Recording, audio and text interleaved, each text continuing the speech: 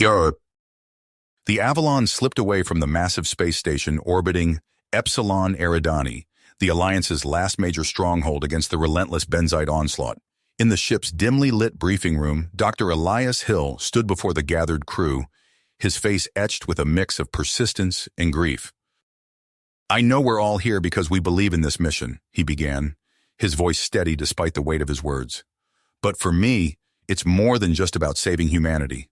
The Benzites, they took my wife and daughter from me when they destroyed New Eden.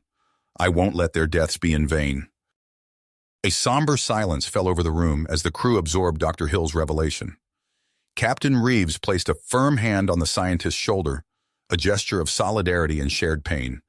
They all had their reasons for being here, their own losses driving them to fight back against the alien menace.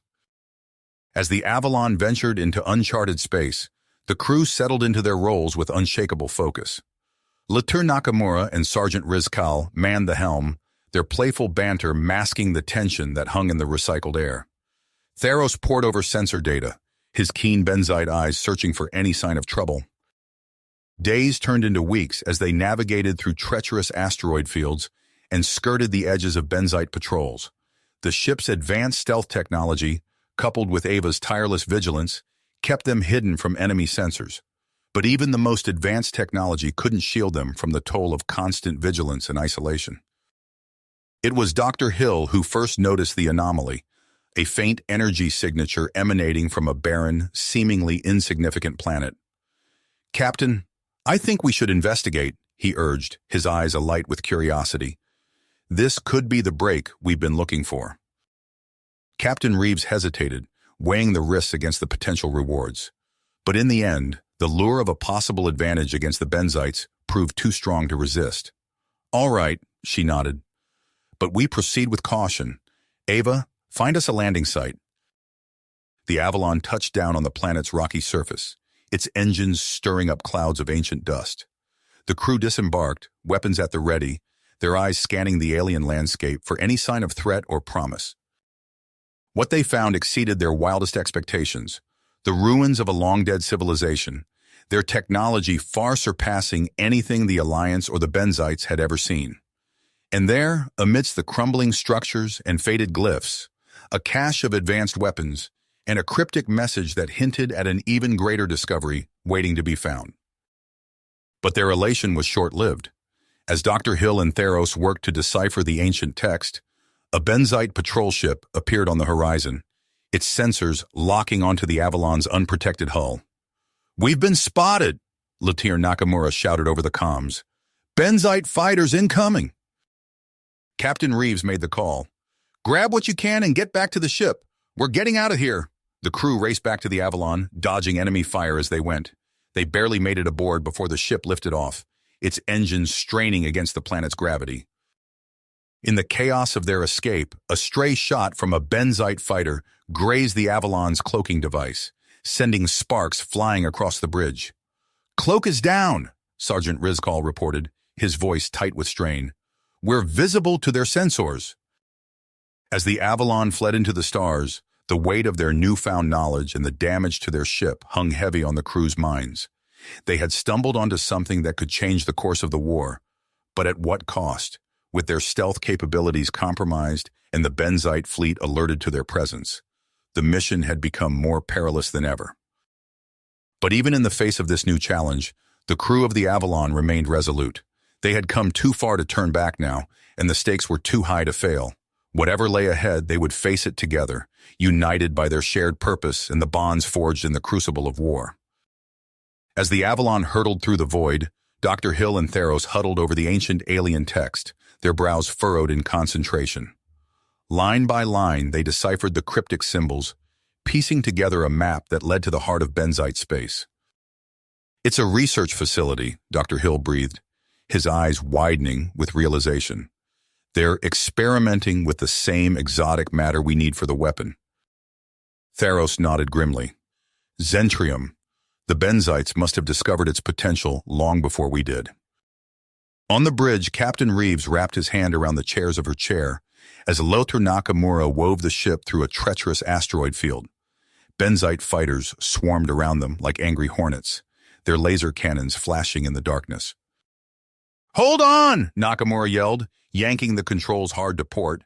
The Avalon slipped through a narrow gap between two colliding asteroids, the impact sending shards of rock skittering across its hull. Behind them, the pursuing fighters struggled to keep up, two ships crashing into each other in a brilliant explosion. Reeves let out a tense breath. "Good flying, Lieutenant. Now let's find that facility." She brought up a holographic display of the coordinates Dr. Hill had provided. As they approached the massive asteroid housing the hidden base, Sergeant Rizkal studied the scans with a critical eye. "The place is a fortress," he grunted. "Shielded, heavily guarded. We'll need to infiltrate it from the inside." Dr. Hill stepped forward, his eyebrows furrowed. "I'll go. My expertise will be crucial in identifying and securing the Zentrium." Reeves hesitated, but the fire in the scientist's eyes brooked no argument. She nodded reluctantly. "All right, but Rizikal goes with you. And at the first sign of trouble, you get out of there. Understood?" Donning stolen benzite armor, Dr. Hill and Sergeant Rizkal made their way into the facility, their hearts pounding beneath the alien plating. The sterile corridors echoed with the hum of machinery and the distant screams of tortured test subjects. What they saw within those cold walls defied imagination. Living beings fused with exotic matter, twisted into nightmarish super soldiers. "By the stars," Dr. Hill whispered, his face pale with horror. "We have to stop this." They located the Zentrium storage chamber, its unearthly glow casting eerie shadows on their faces. But as they reached for the precious substance, alarms blared throughout the base. Benzite soldiers poured into the room, their weapons trained on the intruders. Dr. Hill and Sergeant Rizkal fought their way back to the Avalon, dodging energy beams and returning fire with grim precision. The Zentrium pulsed in Dr. Hill's hands, a reminder of the terrible price they had paid to obtain it. As they stumbled aboard the ship, Theros met them with a stricken expression. "I intercepted a benzite transmission," he said, his voice trembling. "They're planning to use the Zentrium to create a doomsday weapon, one capable of destroying entire star systems." A heavy silence fell over the crew as the weight of their discovery sank in. This was no longer just a mission to save humanity. It was a race against time to prevent the obliteration of countless innocent lives. Dr. Hill clutched the Zentrium to his chest, his eyes hardening with tenacity. "We have to stop them," he said, echoing his earlier words. "Whatever it takes." The crew of the Avalon steeled themselves for the battles to come, knowing that the fate of humanity and all alien species now rested on their shoulders. In the face of unimaginable odds, they would fight on, driven by the knowledge that failure was not an option. The Avalon shuddered as another volley of benzite fire grazed its hull. Dr. Hill stumbled, his hand clutching the vial of Zentrium. A stray bolt of energy pierced the ship's armor, showering the corridor with sparks and debris. "Doctor, get down!" Sergeant Rizkal's warning came too late. A jagged piece of metal sliced through Dr. Hill's suit, embedding itself in his abdomen. He gasped, crimson blooming across his chest. The sergeant lunged forward, catching the scientist as he fell. "Man down!" Rizkal bellowed into his comm. "We need emergency evac."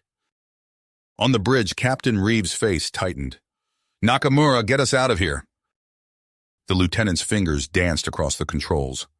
"Trying, Captain, but they've got us boxed in." Theros's voice cut through the chaos. "I have an idea. It's risky, but—" "Do it," Reeves commanded. The benzite's hands flew over the console, rerouting power to the experimental cloaking device. "Overloading in 3, 2, 1. A blinding pulse of electromagnetic energy erupted from the Avalon, engulfing the pursuing benzite ships. Their engines sputtered and died, leaving them adrift in the void. But the victory was short-lived. Warning klaxons blared as the Avalon's systems flickered and died. The ship listed in space, all power drained by Theros's risky move. In the medbay, Dr. Hill lay pale and still on a gurney. Rizkal stood watch, his alien features creased with concern. "How bad is it, Doc?" The ship's physician shook his head. "It's touch and go, without his expertise." Rizkal nodded grimly.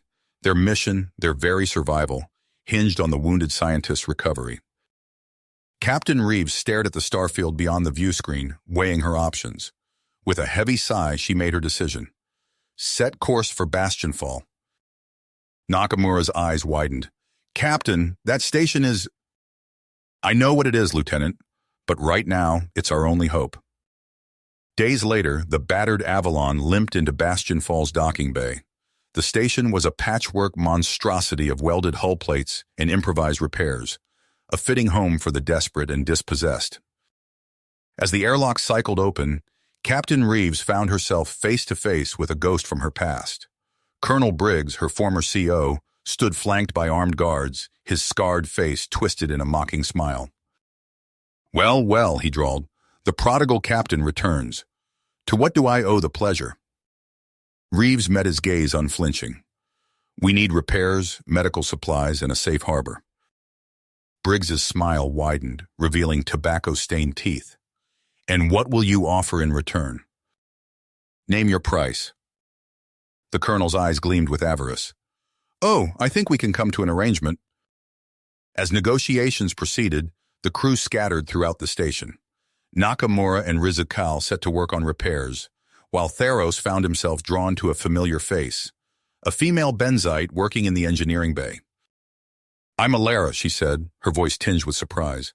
I never thought I'd see another of our kind out here. Theros felt a strange flutter in his chest. Nor did I. In the medbay, Dr. Hill tossed fitfully, lost in fevered dreams. His wife's face swam before him, her eyes accusing. Was it worth it, Elias? All this death? He reached for her, but she dissolved into mist. In her place stood his daughter, small and fragile. Daddy, why did you let them hurt us? Hill jolted awake, his heart racing. Captain Reeves stood at his bedside, her expression unreadable.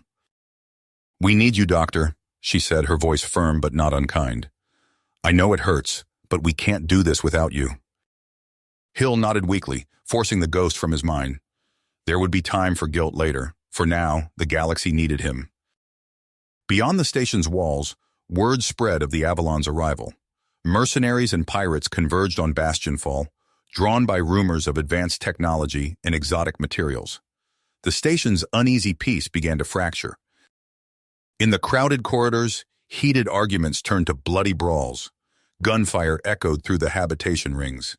And in the shadows, unseen eyes watched and waited, biding their time. The race to rescue the star systems had begun, but first the crew of the Avalon would have to survive the powder keg they'd unwittingly ignited. The Avalon's crew barely had time to catch their breath before Bastion Fall erupted into chaos.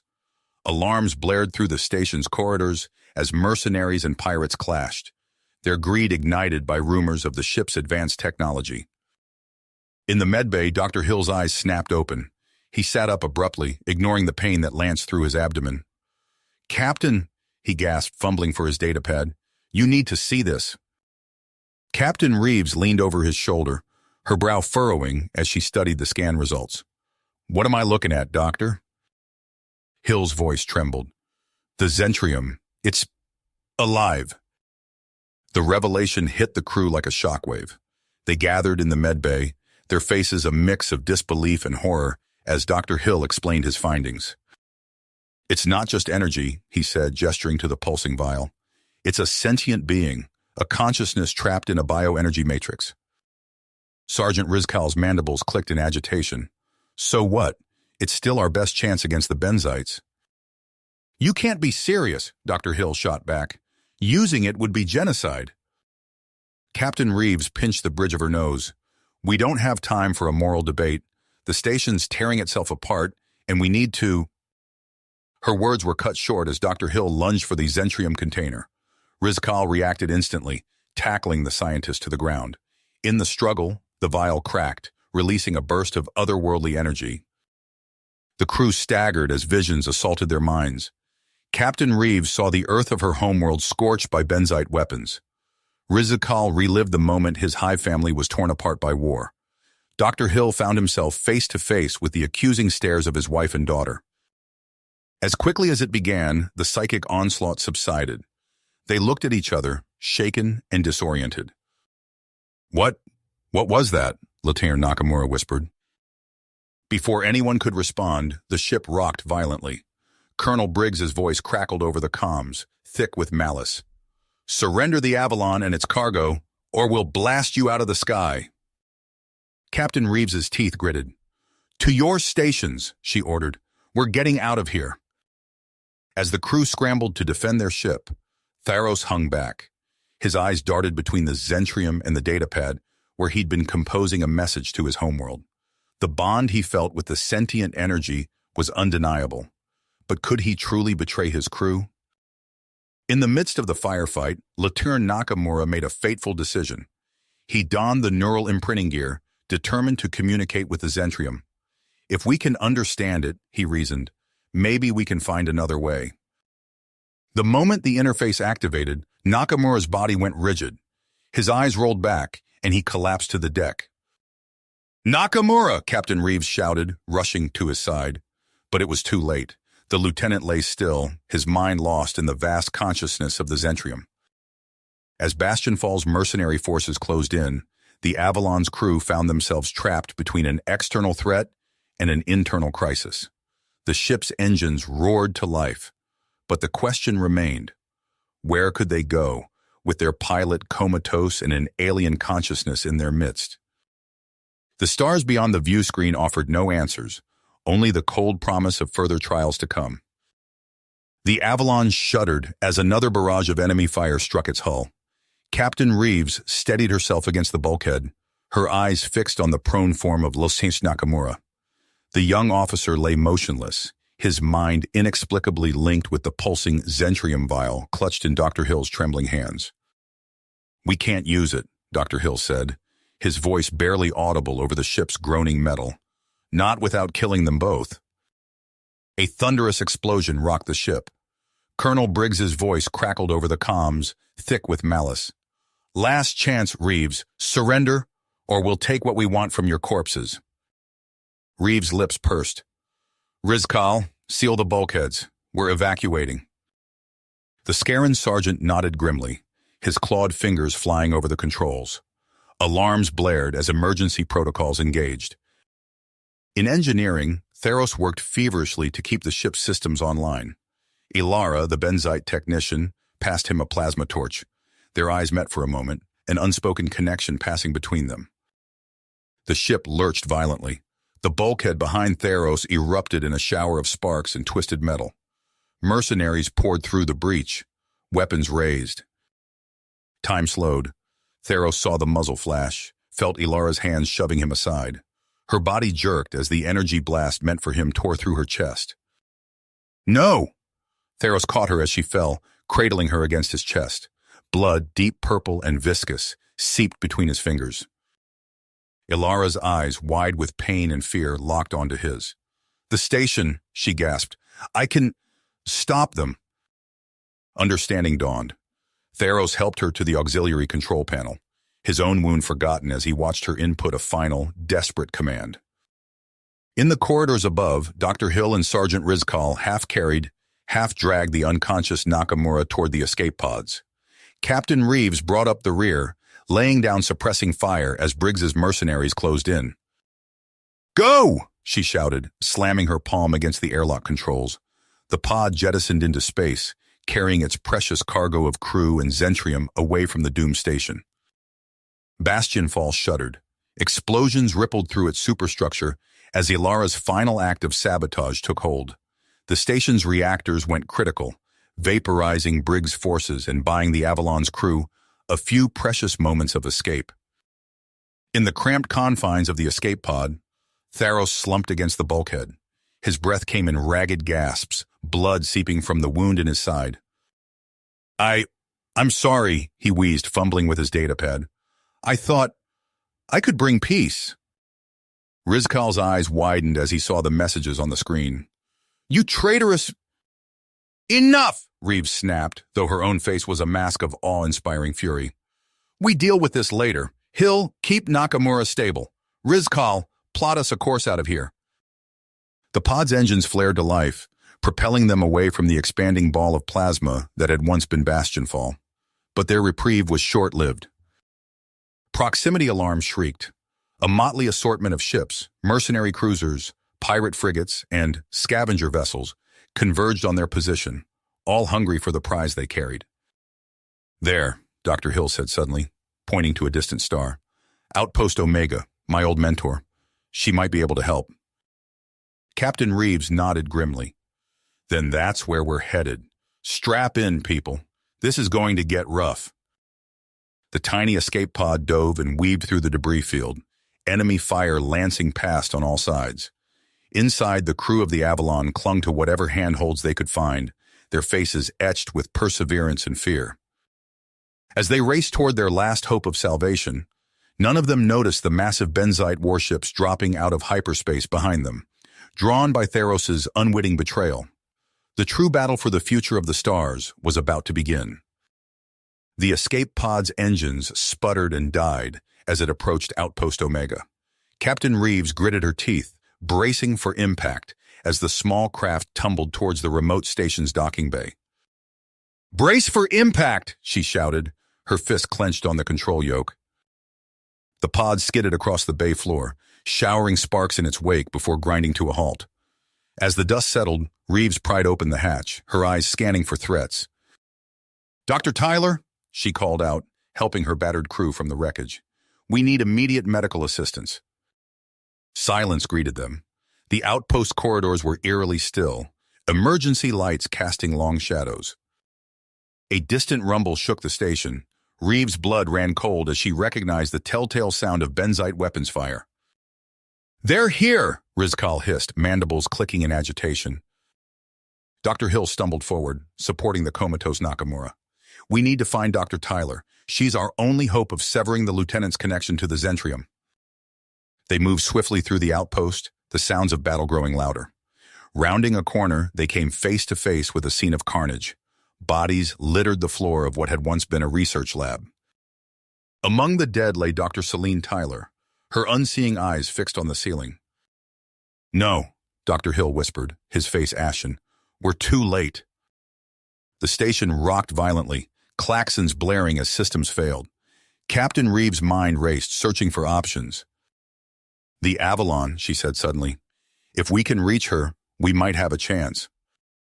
They fought their way back to the docking bay, dodging falling debris and electrical fires. The Avalon hung suspended in its berth, battle-scarred but intact. As they boarded, Reeves barked orders. "Hill, get Nakamura to medbay. Rizkal, I need weapons and shields online yesterday." The ship lurched as Reeves fired up the engines. Through the view screen, a massive Benzite fleet materialized, weapons primed.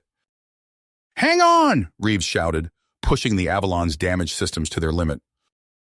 The ship plunged towards the outpost's dying star, its hull groaning under the strain.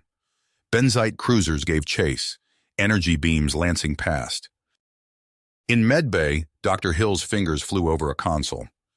"Captain, I have an idea. It's risky, but it might be our only chance to save Nakamura." "Do it," Reeves replied, her eyes fixed on the rapidly approaching star. The Avalon's warp core pulsed erratically as they skimmed the star's corona.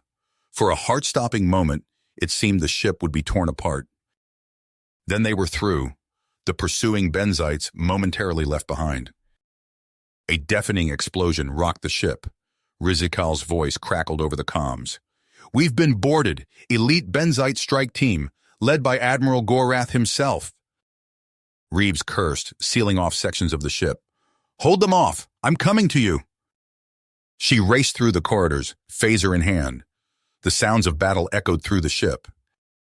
In medbay, Dr. Hill worked feverishly, attaching leads from the modified quantum singularity weapon to Nakamura's neural implants. "This has to work," he muttered, activating the device. Nakamura's body convulsed, arcs of energy coursing over him. The Zentrium vial pulsed in sync, its glow intensifying.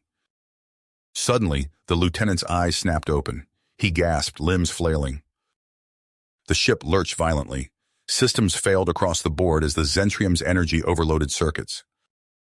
Through the chaos, a new signal emerged, an alien broadcast pulsing from the Zentrium itself. As the Avalon drifted powerless, Reeves stared at the approaching Benzite flagship. With no other options, she gave the order to overload the warp core. The resulting explosion tore through space, engulfing both ships in a maelstrom of energy. When Reeves regained consciousness, she found herself floating amid the Avalon's wreckage. The surviving crew drifted nearby, tethered by emergency lines. The Zentrium vial pulsed weakly, its alien signal a faint but steady rhythm. Reeves activated her suit's communicator. "Status report. Who's still with me?" As the battered survivors responded, she took stock of their dire situation. With limited resources and nowhere to turn, Reeves faced an impossible choice. The alien coordinates beckoned, a desperate gamble for salvation. But could they trust this unknown signal? Or should they limp back to Alliance space and face humanity's judgment? As Reeves contemplated their next move, the stars seemed to mock them with their cold, indifferent light. Captain Reeves' eyes darted between the faint pulse of the Zentrium and the vast emptiness surrounding them. The decision weighed heavy, but inaction meant certain death. "We follow the signal," she announced, her voice steady despite the tremor in her hands. "It's our only shot." Dr. Hill's fingers flew across his data pad, interfacing with the Zentrium. "If we can link our suit life support systems to the vial's energy matrix, we might be able to generate a crude warp field." Nakamura, still groggy from his ordeal, managed a weak nod. "I can, feel it. The coordinates. They're there, just beneath the surface." Working quickly, they cobbled together a makeshift warp sled from the Avalon's debris. As the final connections were made, the Zentrium flared to life, bathing them in an otherworldly glow. "Brace yourselves," Reeves warned. "This is going to be one hell of a ride." The universe twisted around them as they engaged the alien coordinates. Stars blurred into streaks of light, reality itself seeming to fracture at the seams. For what felt like an eternity, they hurtled through the void, teetering on the edge of oblivion. With a violent lurch, they emerged in an unknown star system. Reeves gasped as her eyes adjusted to the sight before them. Massive structures of impossible geometry hung suspended in space, their surfaces a blend of metal and something disturbingly organic. "My God," Dr. Hill breathed, "it's all artificial, the entire system." Scans revealed a graveyard of technological marvels, remnants of a civilization far beyond their comprehension. The Zentrium pulsed with renewed vigor, its energies interacting with the surrounding structures in ways their instruments couldn't begin to measure. Nakamura convulsed suddenly, his eyes rolling back. "I can hear them," he whispered, voice raw. "Echoes, whispers. They're trying to warn us." As they maneuvered through the debris field, they encountered a massive chamber, its design clearly meant to house the Zentrium. The moment they crossed the threshold, the entire system hummed to life. Swarms of mechanical drones materialized from hidden recesses, their weapons trained on the intruders. Rizkal's mandibles clicked in agitation. "Defensive protocols. We've triggered something." Dr. Hill frantically worked to interface with the alien systems, searching for a way to override the hostile response. "It's not recognizing us. The failsafe thinks we're a threat." The air filled with the whine of energy weapons as the drones opened fire. Rizkal pushed Reeves behind a twisted bulkhead, his own body absorbing several blasts. "Go!" he roared, purple blood seeping from multiple wounds. "I'll hold them off." Reeves hesitated, torn between duty and survival. In that moment of indecision, Rizkal charged into the swarm, his final act of sacrifice buying them precious seconds. "The torpedoes!" Reeves shouted, grief fueling her purpose. "We can use them to disrupt the system." As Hill and Nakamura secured the Zentrium, Reeves programmed the Avalon's remaining torpedoes. The resulting ion cascade momentarily silenced the defensive grid, granting them a narrow window of escape. They fled through twisting corridors of impossible architecture, the sanctuary already beginning to reboot. As they reached their makeshift craft, Dr. Hill stumbled, his aged body pushed beyond its limits. "Leave me," he gasped, pressing a data chip into Reeves's hand. "My research. It might help you understand." Reeves clasped his shoulder, words failing her.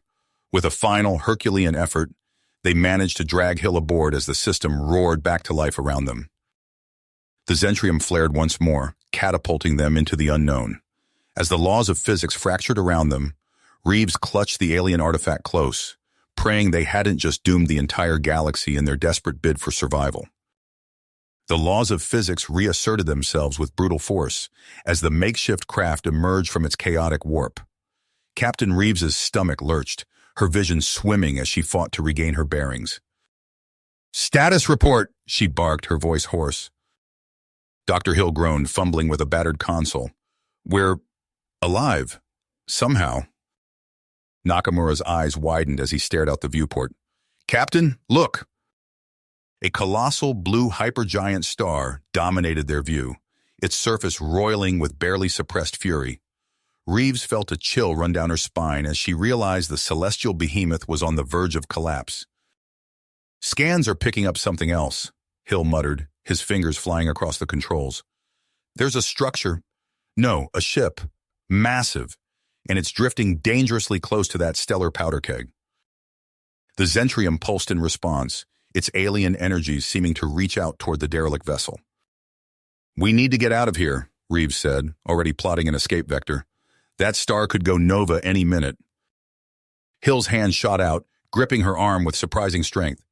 "No, we have to board that ship. The answers we need, they're there. I can feel it." Reeves hesitated, torn between self-preservation and the weight of Hill's conviction. With a resigned nod, she altered course. As they approached the massive ark, Nakamura's breath caught in his throat. "It's beautiful," he whispered, awe and fear mingling in his voice. The ship was a marvel of alien engineering, its sleek lines and impossible geometries defying human understanding. Yet even to their untrained eyes, the scars of eons were evident in its pitted hull and flickering energy fields. They docked with surprising ease, as if the ancient vessel had been waiting for them. The airlocks cycled, revealing corridors bathed in an eerie pulsating light. "Stay alert," Reeves warned, drawing her sidearm. "We don't know what—" Her words died in her throat as they rounded a corner. Before them stood a being that defied description, part energy, part matter, its form rippling with otherworldly grace.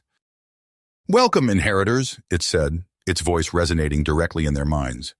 "We have waited long for this moment." Hill stepped forward, his scientific curiosity overriding his caution. You created the Zentrium?" The alien's form shimmered, a sense of profound sadness emanating from it. "We did, and in doing so, sealed our fate." As the being spoke, more of its kind emerged from the shadows. Their numbers were few, a handful where once there had been billions. "You were a mighty civilization," Reeves breathed, understanding dawning. "We were," the alien agreed, "until we harnessed the Zentrium's power for destruction. Now we pay the price of our hubris." The ship shuddered, the star's instability growing more pronounced with each passing moment. "You must take it," the alien said, gesturing to the Zentrium. "Its destiny lies beyond our grasp now. The burden falls to humanity." Hill's eyes widened. "But how do we control it? How can we—" "That knowledge died with our ancestors," the alien interrupted. "We can offer you no guidance, save this. The Zentrium's path leads beyond the boundaries of this reality. You must choose, let it walk that path, or share our fate." Before Reeves could demand clarification, alarms blared throughout the ship. The star was entering its death throes. "Go," the alien commanded, its form already beginning to dissipate. "Our time is done. Yours is just beginning." They fled through disintegrating corridors, the ark crumbling around them. Their battered escape pod barely cleared the massive ship before the hypergiant erupted in a cataclysmic explosion. As the shockwave propelled them into the void, Reeves clutched the Zentrium close. Its rhythmic pulse seemed to mock them, a cosmic riddle with no clear solution. The pod systems flickered, pushed beyond their limits. In a final, audacious attempt, Reeves engaged the warp drive. Reality twisted, hurling them across vast stretches of space. When they emerged, battered and disoriented, a chilling sight greeted them. A Benzite strike force hung in space, weapons primed and locked on their position. A face Reeves had hoped never to see again filled the comm screen. Admiral Vorath, architect of the New Eden massacre. Captain Reeves, the Benzite's gravelly voice dripped with malice, how kind of you to deliver the Zentrium directly into our hands. Reeves' mind raced, searching for options. But with their resources depleted and nowhere left to run, the situation seemed truly hopeless. The Zentrium pulsed once more, its alien energies intertwining with the fabric of space-time itself. As Vorath's ships closed in, Reeves couldn't shake the feeling that this was merely the opening move in a cosmic game beyond her comprehension. The Zentrium pulsed once more, its alien energies intertwining with the fabric of space-time itself. As Vorath's ships closed in, Reeves couldn't shake the feeling that this was merely the opening move in a cosmic game beyond her comprehension. Suddenly, the Zentrium flared to life, bathing the escape pod in blinding radiance. The Dreadnought's tractor beam flickered and died, its systems overloaded by the surge of alien power. What the? Vorath's snarl was cut short as his image dissolved into static. Nakamura's hands flew across the controls, muscle memory taking over. "Hang on!" he shouted, executing a series of impossibly tight maneuvers that sent them spiraling away from the Benzite fleet. The pod's engines screamed in protest as they pushed beyond their design limits. Reeves gritted her teeth, fighting to maintain consciousness as G-forces threatened to crush them. "We can't keep this up," Hill gasped, his face ashen. "The Zentrium, it's draining itself." True to his words, the alien artifact's glow was already dimming, its pulses growing weaker with each passing second. "We need somewhere to go," Reeves said, her mind racing. "Somewhere safe." Hill's eyes lit up with sudden clarity. "Meridia Prime," he wheezed. "Alliance outpost, my old research station." As the words left his lips, Hill's body went limp, his final exertion proving too much. "Hill!" Reeves cried, reaching for him. But there was no time for grief. Not now. "Setting course for Meridia Prime," Nakamura reported, his voice strained. They limped through space, the Zentrium's fading energy barely masking their signature from Benzite pursuit. When they finally reached the planetoid base, relief turned to horror. The outpost was a graveyard. Bodies of Alliance personnel floated in the vacuum, victims of a brutal assault. Twisted metal and debris told the story of a surprise attack. "No," Reeves whispered, surveying the destruction. "We're too late." A weak signal caught their attention, a distress beacon from deep within the base. They docked cautiously, weapons at the ready. Inside, they found a handful of shell-shock survivors. Their leader, a grizzled sergeant named Vance, filled them in on the grim situation. "Benzites hit us hard and fast," he growled. "Stole our new antimatter warhead.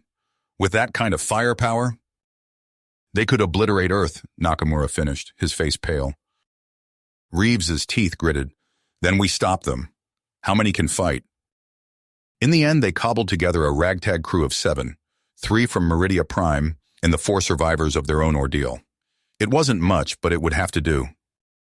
They commandeered a battered frigate, pushing it to its limits as they raced toward the Benzite staging ground on Typhon 5. The toxic world loomed before them, its atmosphere roiling with corrosive storms. Vorath's fleet hung in orbit, a massive array of warships preparing for their final assault on humanity. "We'll never break through their defenses," Vance muttered, despair creeping into his voice. Nakamura's eyes gleamed with fevered intensity. "Maybe we don't have to."